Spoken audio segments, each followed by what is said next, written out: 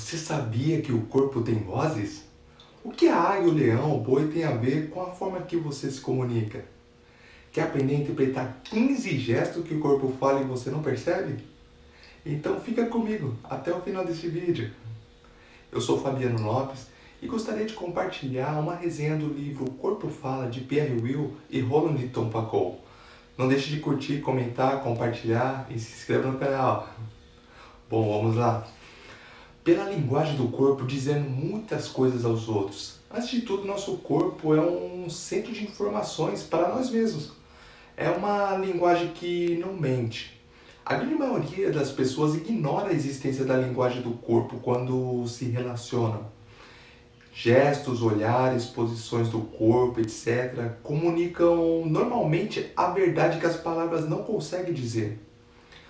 A comunicação é fundamental nas relações pessoais, empresariais, educacionais e pode ser feita de várias maneiras. Entretanto, só existe realmente quando a mensagem é recebida com o mesmo sentido com o qual ela foi transmitida.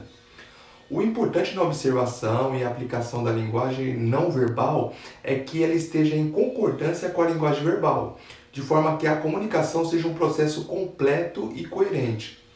A primeira parte do livro trata da teoria da origem da esfinge e o significado de cada membro que a compõe, que são o corpo de boi, o tórax de leão e a cabeça de águia. Vou explicar de forma mais detalhada isso adiante.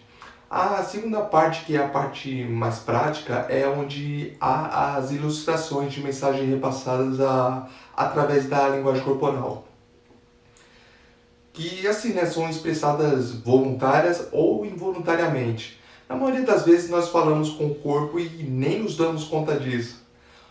No livro há a distinção de cada membro do corpo como energemas e as mensagens repassadas por eles como semantemas, que podem ser harmônicas ou discordantes entre si. As semantemas harmônicas ocorrem quando os membros estão de acordo com a mensagem passada e as discordantes quando não existe uma harmonia entre ambas. Por exemplo, para ficar um pouco mais fácil para o entendimento, quando a cabeça consente, mas a face discorda, temos uma semantema discordante, ou seja, uma mensagem discordante. Quando a cabeça e a face discordam, temos uma semantema harmônica. Já escutaram aquela velha frase, corpo são mente sadia? Bom, a grosso modo, a tensão, ansiedade e estresse ocorrem quando não existe harmonia entre os três elementos que compõem a esfinge. No amor, por exemplo, os autores afirmam que, para ser completo, é necessária harmonia entre os 6 bichos, sendo 3 de cada indivíduo. Neste caso, águia, boi e leão da primeira pessoa e águia, boi e leão da segunda pessoa. Mas e aí, o que há realmente de relevante nesse livro? Bom, conhecemos os 3 animais que vão fazer parte de todo o vocabulário do livro, como analisar as atitudes corporais como base na forma que aprendemos o alfabeto, que o que falamos através de cada gesto, feito como andar, sorrir, virar a mão para cima ou para baixo, ou o olhar, a fala e vários outros movimentos, eles podem se mostrar a linguagem do corpo. Mais adiante no livro, o assunto será sobre símbolos e as explicações sobre eles. Desde os tempos mais antigos, usam-se símbolos. Usando o símbolo, por exemplo, pode-se comparar o corpo humano a uma esfinge. Aquela esfinge dos egípcios, dos assírios. A esfinge era composta por 4 partes: corpo de boi, tórax de leão, asas de águias e cabeça de homem. Existe uma tradição muito antiga que cada uma dessas partes representa uma parte do físico do homem e também na sua correspondência psicológica, sendo o boi abdômen, vida instintiva e vegetativa, o leão tórax, vida emocional, águia, cabeça, a vida mental, intelectual e espiritual, e o homem é o conjunto consciência e domínio dos 3 inconscientes que falamos anteriores. Bom, esse esquema, como a gente viu, ele pode ser aplicado à expressão corporal. Por exemplo, o boi.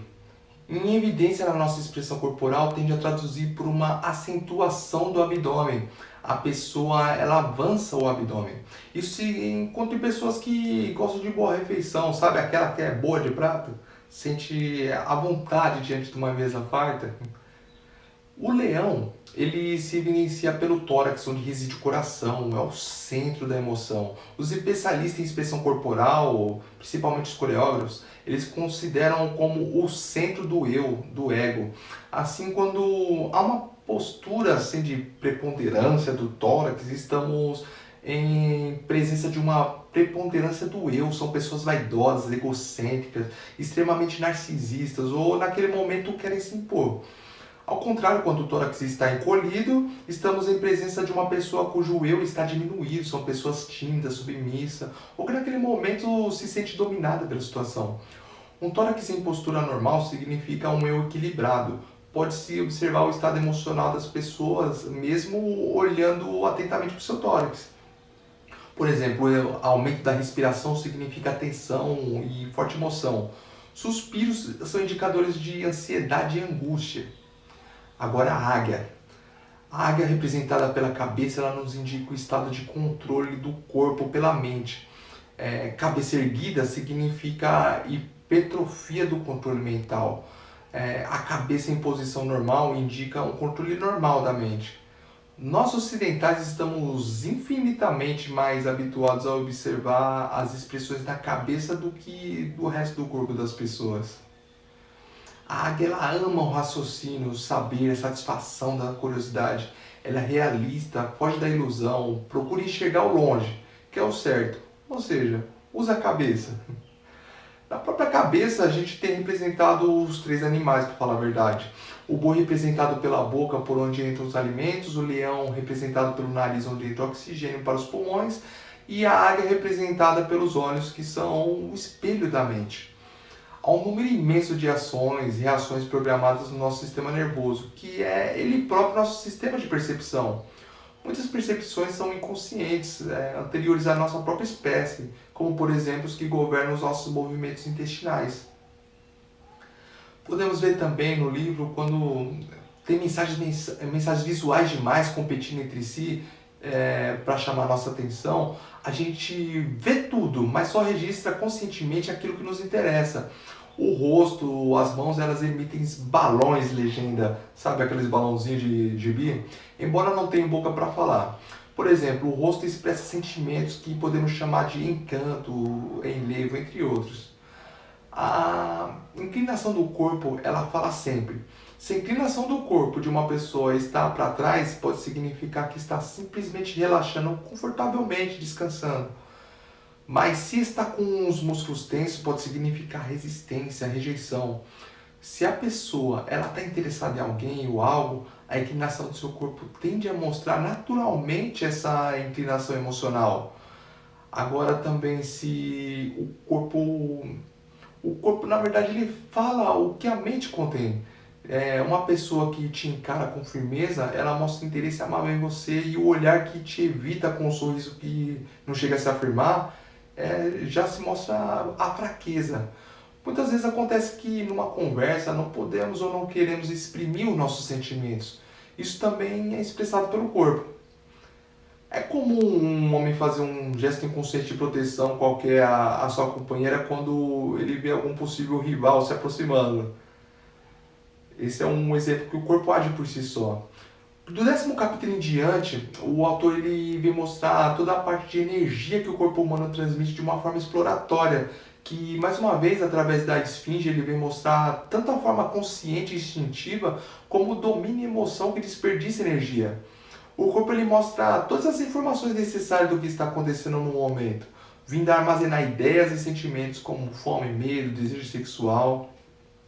E também o autor ele mostra frequentemente exemplos e atitudes corporais que o corpo transmite, como suas atitudes de direção, intensidade de fluxo de energia.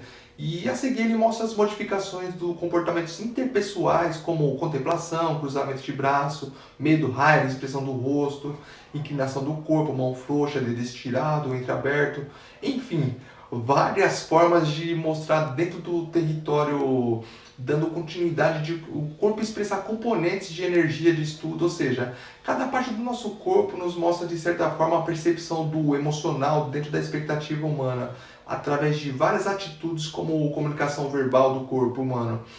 E como citado anteriormente, o medo ou qualquer outra expressão. Bom, enfim, vamos lá para os 15 gestos de significado que eu citei no começo que ia falar aqui para vocês, que fala no livro. Gesto 1, cumprimento com uma mão forte, um forte aperto assim é sinal de que não há restrição. A mão frouxa é sinal de que a pessoa não tem medo de ser envolvida. Gesto 2, sentando com uma pasta uma bolsa sobre o colo protegendo o boi, significa que você não está à vontade. Pés em direção à pessoa significa que você tem interesse por ela. Se tiver voltado para a porta, é a direção que você quer seguir. Gesto 3. Com o braço cruzado no peito, você não quer mudar a opinião e nem aceitar o que estão lhe falando. Gesto 4. Puxar os cabelos significa que você busca uma grande ideia. Gesto 5. Cotovelos apoiados, eles fazem delimitação do espaço quando a pessoa se sente invadida, intimidada. O gesto 6. Morder a caneta, mexer no queixo, mostra que a pessoa está estimando a situação proposta. Gesto 7.